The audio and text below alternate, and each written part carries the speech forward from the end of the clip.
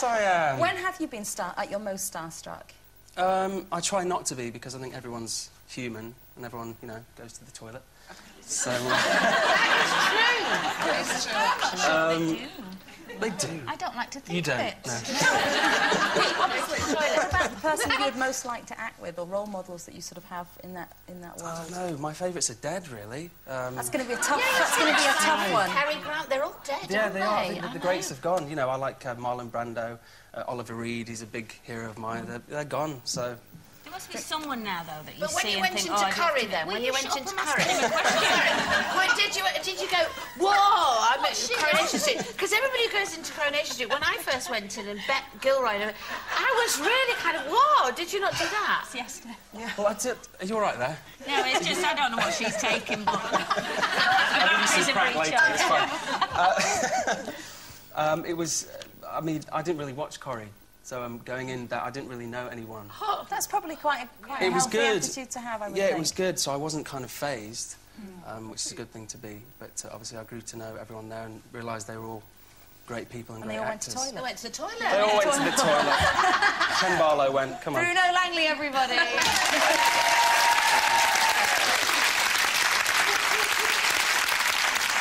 After the break, find out who's up there with Delia when it comes to impressing a man in the kitchen. Back soon.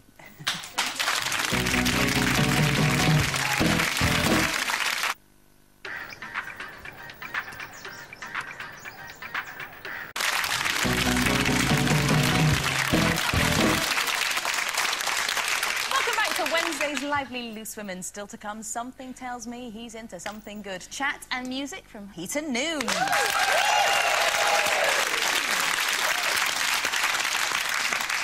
Somebody calm her down. Now, a new survey claims that 3/4 of single women bluff in the kitchen to impress a new man. That is, they pretend a meal they serve up is all their own work, when really it's been pre-bought from the shops or cooked by somebody else. Imagine.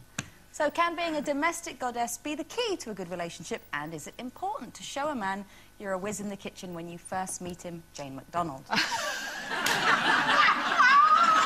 Thank God for pre-packed. That's what I said. No, yes, I did cook at the weekend. I know it's all coming out today, isn't it? Yeah. The first time in how long? Oh, first time in probably 5 years. And I did panic, and my mother said, I rung my mother really quickly, and I said, what do I do? And she says, you know, just read the back of the packet. Yeah. So, you know, I went round to the supermarket and asked what they fancied for dinner, and I was just thinking, I hope this all comes out at the right time. It's all about timing it, really, isn't it? Just putting it in, and they ate it and they liked it. What did you cook? I had fish pie. Oh, yeah, it was all very good. You cooked a fish pie? Yeah. Oh, wow. Yeah, vegetables, yeah. Did you do pudding? No, well, yeah, but I forgot to give them it because it wouldn't freeze it with ice cream. But yeah, it was lovely. The thing is, when you first meet someone, you do all that, don't you? Yeah. You do. Well, to sort of give the impression that you are a nester. Absolutely. I remember going to Ray's flat for the first time and all that and going, oh, what a mess, I'll clean it. Doing all that. What would you like for tea, love? And cooking it. Oh, I thought it was Doris Day. So did he. And then we moved in together and it's never happened since. And I totally conned him. Did you? Yeah. It's a complete lie. And it worked, and it's fine. He does the cooking now, and I, you know... And you've hired a cleaner. You see, but I got my man. See, I'm a bit like you. I'm not very keen on cooking. I do cook at home, but I'm not a great cook. I'm an adequate cook. But my husband, bless him, is very good at going, that is the best spaghetti bolognese I have ever had. That's very clever. He's really good at it, because it makes me think, oh, well, I'm not bad, I'll try it. Does it not make you think he's a big fat liar? Well, the 5th time he said it. Yeah, no, you think, OK, you're overdoing it. He's very appreciative of any effort I make, however feeble it may be. Oh. Is that nice? That's sweet. Well, I used to cook. When I first got married, I used to cook. And I used to own a restaurant, so I used to do my own pâtés and my own vinaigrettes and everything.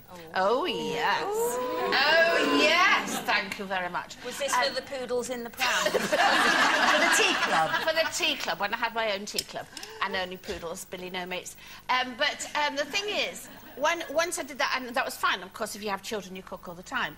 But now I've got rid of the man, I would never, ever do that again. As far as I'm concerned, I don't cook, clean, wash, iron, garden, paint, nothing. Oh. Nothing, thank you, yes. If I say at this point that Sherrie is single... If I met anybody that would be on my, you know, my discipline list. Yeah. Right. This is what I do, this is what I don't do. What do you do? What do you do? I don't do anything for anybody else except my daughter and my baby, grandson, and, you know, the family. And you think that's going to attract someone, yeah? Yeah. I don't care, don't because do if anything. they don't like it, they can go Well, they won't like it, you don't do anything. Well, that's not the point. They can go and have my poodles then. I don't care. Well, you could be a domestic goddess if you win our competition. Today, we're offering you the chance to win £2,000 worth of vouchers to spend in Marks & Spencer. To be in with a chance, correctly answer this question. Where would men wear a cravat? Is it A, around their waist, B, around their ankle, or C, around their neck? Call 09012 931 941. Calls cost £1 from BT landlines. Calls from other networks may be higher, and from mobiles will be considerably more. Text WIN plus your answer, A, B or C, to 63337. Text costs £1 plus one standard network rate message. Digital satellite viewers can enter by pressing their red button now, and you can also enter for free at itv.com. Entrance must be 18 or over. All lines close at 10 a.m. on Thursday, June 26th. Entries made after this time won't be counted, but may still be charged. And the very best of luck. Now, tonight, Channel 4 screens a documentary about the marriage of Princess Margaret and Lord Snowdon. The programme claims to show that despite often being portrayed as the wronged husband, Snowdon's infidelity put the princess's indiscretions in the shade. The Snowdons' 18-year marriage crashed to an end in 1978. Theirs was the first royal divorce for over 400 years and caused shockwaves. At the time, Tony came out on top, and Princess Margaret was blamed for the failure of the marriage and embarrassing the royal family. It was hard because she wasn't really able to say her side of it. I think Tony had certainly been carrying on with his own life and his own friends in a way that made her humiliated.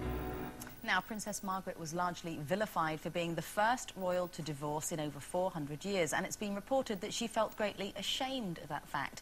But even for us commoners, does getting divorced leave you with a sense of shame?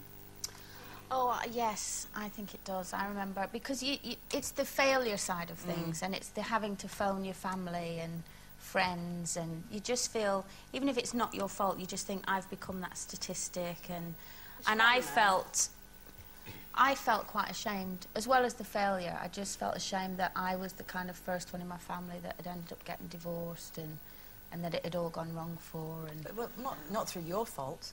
Not through anything you've done. Well, you say that, but then you, as your own self, sits there and goes, well, maybe it was. Maybe I was a terrible wife. You know, maybe I wasn't good in the kitchen or cleaning the house. Maybe.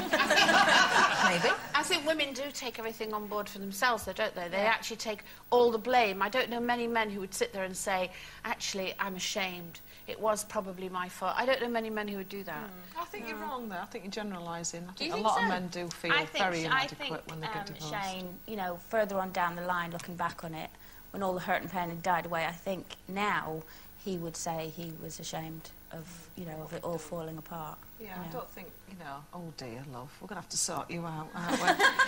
The thing is with me is that what a lot of people don't know about me is that before Ken, you know, I was married before.